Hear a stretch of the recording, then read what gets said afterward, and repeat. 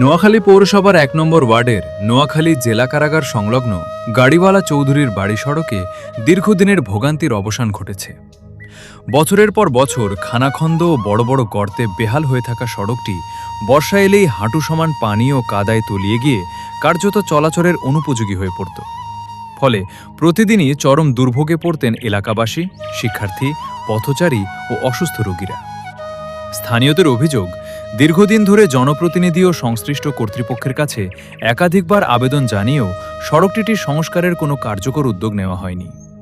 বর্ষা মৌসুমে school, college ও মাদ্রাসাগামী শিক্ষার্থীদের দুর্ভোগ চরম আকার ধারণ করত। জরুরি মুহূর্তে রোগী হাসপাতালে নেওয়া থেকেও শুরু করে সাধারণ মানুষের দৈনন্দিন চলাচল ব্যাহত হতো। কাদা ও জলাবদ্ধতার কারণে অনেক আত্মীয় স্বজনও এলাকায় আসতে অনীহা প্রকাশ করতেন। এমন পরিস্থিতিতে বিষয়টি নোয়াখালী পৌরসভার সম্ভাব্য মেয়র প্রার্থী আলহাজ মোহাম্মদ হারুনুর রশিদের নজরে এলে তিনি দ্রুত ঘটনাস্থল পরিদর্শন করেন। এলাকাবাসীর দুর্ভোগের চিত্র দেখে তিনি তাৎক্ষণিকভাবে নিজ উদ্যোগে ইটের কংক্রিট ফেলে সড়কটি চলাচলের উপযোগী করার ব্যবস্থা নেন। স্থানীয় বাসিন্দারা জানান, বছরের পর বছর এই রাস্তার দুরবস্থার কারণে সীমাহীন কষ্ট ভোগ করতে হয়েছে তাদের। হারুনুর রশিদকে বিষয়টি অবহিত করার পর তিনি কোনো বিলম্ব না করেই সরেজমিনে এসে বাস্তব অবস্থা পর্যবেক্ষণ করেন এবং দ্রুত সংস্কার কাজের উদ্যোগ নেন। এতে বর্তমানে এলাকাবাসীর চলাচল অনেকটাই স্বাভাবিক হয়েছে এবং দীর্ঘদিন পর তারা স্বস্তি ফিরে পেয়েছেন। হারুনুর রশিদের এই মানবিক ও জনবান্ধব উদ্যোগের প্রশংসা করে এলাকাবাসী তার প্রতি কৃতজ্ঞতা প্রকাশ করেন। রাস্তাটা বহুত কষ্ট করতেছে, মেয়রে দেখছে, চেয়ারম্যানে দেখছে, কত আপনার আলমগীর মিয়া 2-3বার ক্যান্সেলের হয়েছিল, এই মিয়া দেখছে ওই মানে বালু সাইডে ফিলিং করে দিতে, সোলিং থাকে না, বালু নামি চলে গেছে। এটা বর্তমানে মেয়র প্রার্থী হারুন মিয়া জি জানাবার হরে মিয়া এটা তত্ত্বাবধান করতেছে। এখন আমাদের এই রাস্তার অনেক সমস্যা, বাচ্চারা স্কুল মাদ্রাসায় যেতে পারে না। একটা বাচ্চারা যে আমরা পাঠাবো, বাড়িতে তো আমাদের ছোট বাচ্চা আছে, যে একটু ডাক্তার কাছে নিয়ে যাবো তাও পারি না। বাড়ি থেকে অনেক টাকা উঠানো হয়েছে, 1-1.5 লাখ টাকার মতন উঠাইছে, কোনো কিছুতে কিছু হইতেছে না। অনেক মাটি দিছে, পুরুষে অনেক কষ্ট করছে, কিন্তু কোনো ব্যবস্থা নেই। সব আজকে ঠিক করছে, কালকে সকালে নাই, এই রাস্তা পড়ে যাইতেছে। একজন মানুষ মরছে কিন্তু নিতে পাইতেছে না, এক মাজা পানি দিয়ে তারপর ওনাকে নিচে দাফন করার জন্য।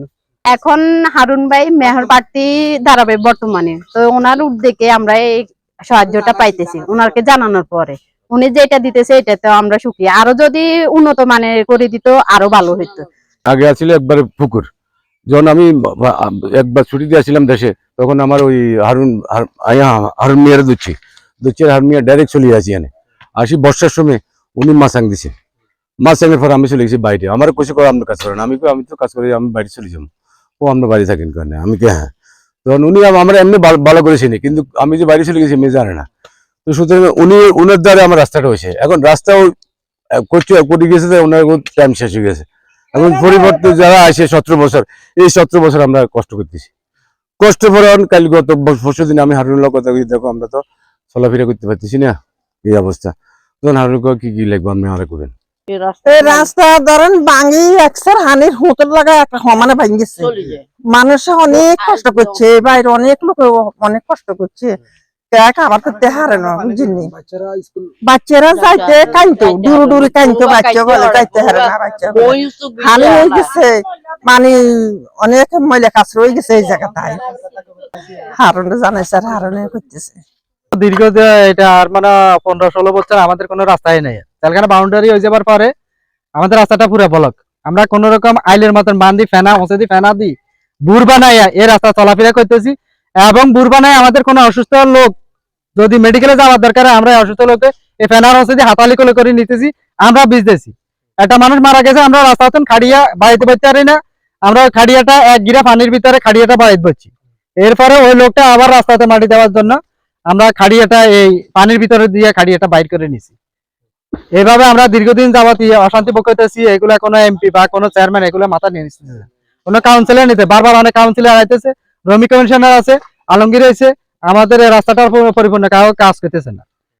লোক যে বাস বা যা কাজ করা হয় 6 মাস টিকে, 6 মাস পরে আবার পুকুরের ভিতরে উঠতে হয়। আমরা 6 মাস পরে দুঃখ দুর্দশা ভোগ করি। আমাদের বাড়িতে আমরা 100-র উপরে ছাত্রছাত্রী আছে, শুধু পড়ালেখা করেন না, 10 বছর 12 বছর 6 বছর 3 বছর এভাবে পড়ালেখা করেন ওই পোলাপানির থেকে হারুন ভাইয়ের জানানোর পরে হারুন ভাই এখন কিছু আমাদের ভাঙাচুরা দিছে, এগুলোর মাধ্যমে আমরা যেটা বুকিং করি, এরপরে হারুন ভাই কইছে যে আমরা পরিপূর্ণ হওয়া পর্যন্ত আপনাদের রাস্তার কাজ আমি সম্পূর্ণ করে যাওয়ার ব্যবস্থা করব। আর আমরা তো অনেক বছর ধরে এটা কষ্ট ভোগ করছি, বহুত চেয়ারম্যান আছে গেছে ব্যাকে করি দিব এটাই বাপ বুঝছেন। বয়স্ক কিছু লোক আছে আমাদের মহিলাদের কাটলে বাড়ব এই রাস্তা না। আমরা এখন হারুন বাইরে দিচ্ছি, হারুন ভাই এই ব্যাচ গুলা দিতে যে আমরা হালাইতেছি।